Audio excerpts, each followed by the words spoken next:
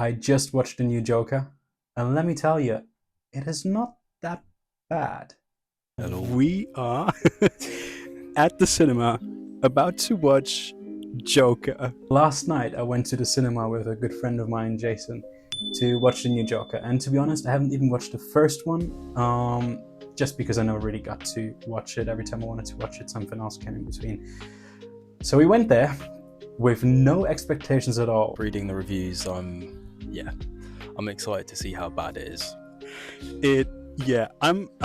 Exactly. That's what we're excited for. We're not excited for a good film. We're just excited to see how much of a mess this is gonna be.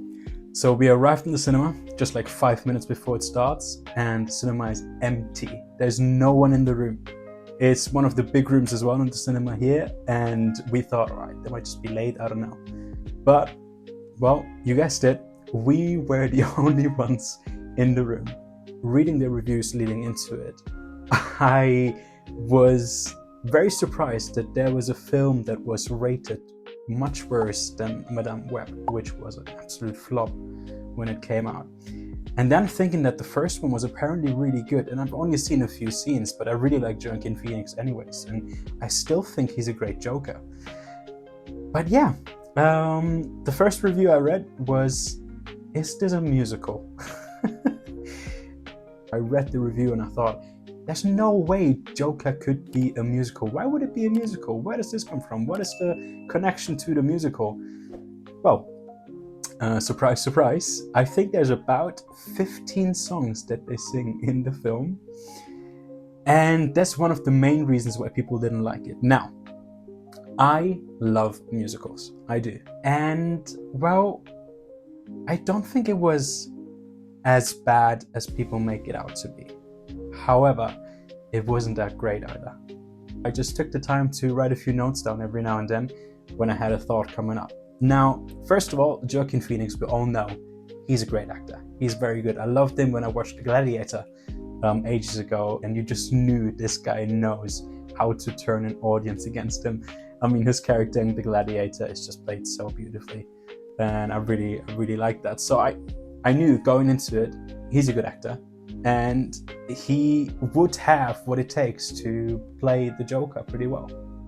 But now let's get into my notes. So number one, the film does a very, very good job at showing this fragmented mind of Arthur, the main character, and the manipulation of Harlequin on him, which is very toxic. But we'll get into that in a bit. In general, the film has really good pacing. I think that the story in itself was actually pretty good. But one thing that they definitely didn't do while creating the film was making one choice. For me at least, it felt like they tried to be a musical while they also tried not to be a musical. So they tried to have this edgy musical vibe to it while they also tried to keep it a normal thriller kind of film. And when you can't make a choice, when you can't make your mind up fully, it's gonna make this whole project very, very tricky. Now, I'm not saying that that's actually what it was. I'm not saying that they haven't made their mind up, because maybe and probably they had the idea of actually making the film the way it is. Otherwise, you wouldn't release it, would you? But it can be very tricky for people to follow, because just randomly they would go into song and just start singing. And again, I didn't think it was that bad, but you kind of have to really, really focus and try and see the story behind everything.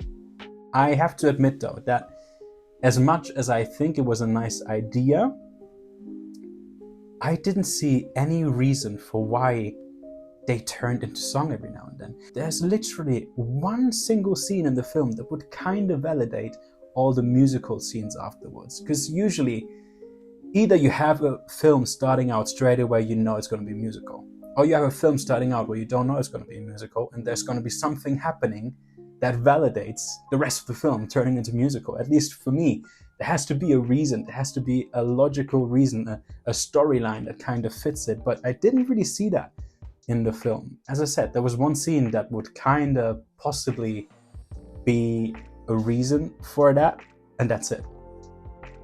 Leaving the songs aside for just a moment, the story in itself can feel quite disorienting every now and then.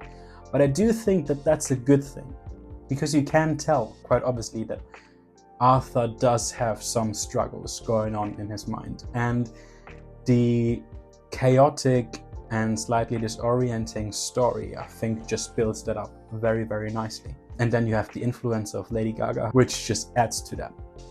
So I think, again, this film has such a good base to be a really, really, really good film, but it just didn't feel like they decided exactly what they wanted the film to be.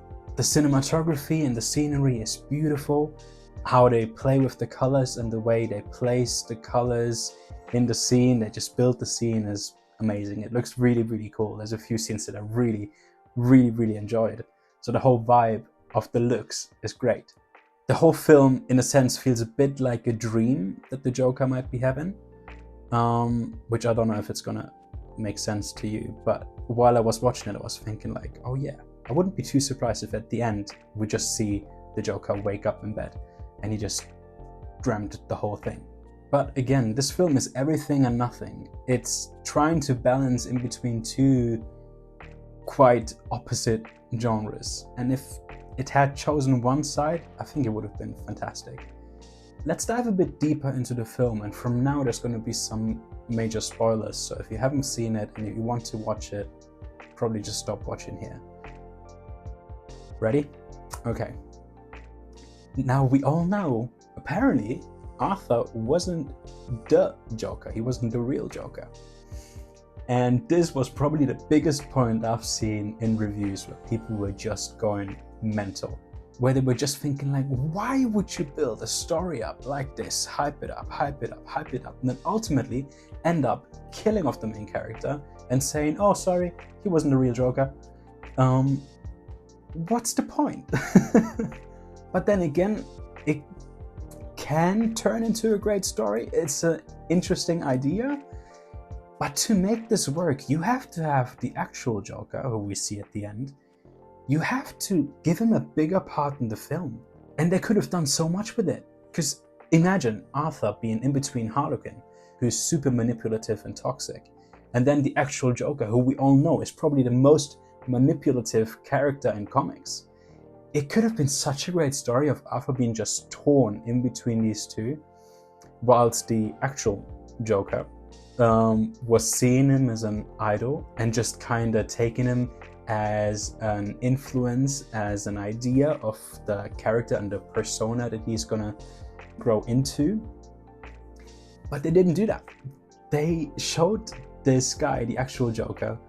There was one scene fairly early on in the film where they focused on him and you knew, okay, this guy's gonna come back for something. And then one other scene in the background, and then the end. So there's probably like 3, maybe 4 scenes where he turns up. And I think that's just a waste. I personally am a big fan of Joker as the character. He's most definitely my favorite evil guy in any comic. He's great, and especially if they're watching Heath Ledger. You guys know I love that. But they just let this go to waste so much. Yeah, Arthur's story is great, and it's very gripping. It's a really, really good story, and they should definitely keep that in. But then give the Joker his spotlight as well, because you want it to make sense at the end. You want, if the actual Joker is supposed to be revealed in that film, then you want him to have a bigger part in the film. You want to see the evolution and the growth of that character, that creation and that coming into existence storyline of the persona, the Joker. And you just don't see that. They don't really show it. He just appears. And they could have done more of it. They could have made him like his best friend. You know, there's another character in the film that plays his, so to say, best friend in prison, and he's quite an interesting character. And yeah, he has an important role in the end when, again, spoiler, he dies. But what if, instead of this guy, what if they take the actual Joker as his best friend?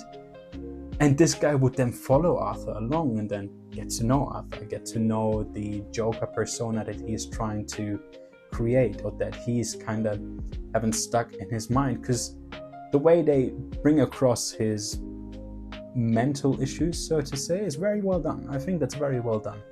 It's probably not realistic too much, possibly parts. I'm not a psychologist, I'd have to talk to a friend of mine for that, but I think it's shown pretty well, and it keeps it grips you. That story grips you. It's a very interesting story. But then bring along the Joker.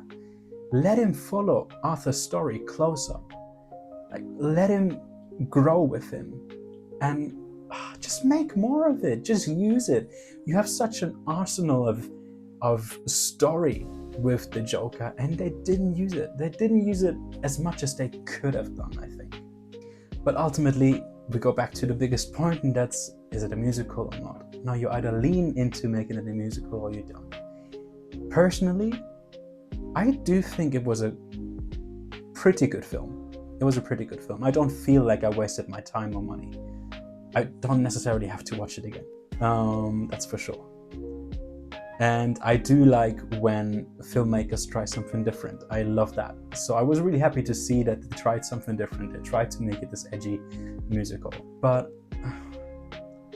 it's just so much quality, so much possible quality that was just kind of left on the side and not being used.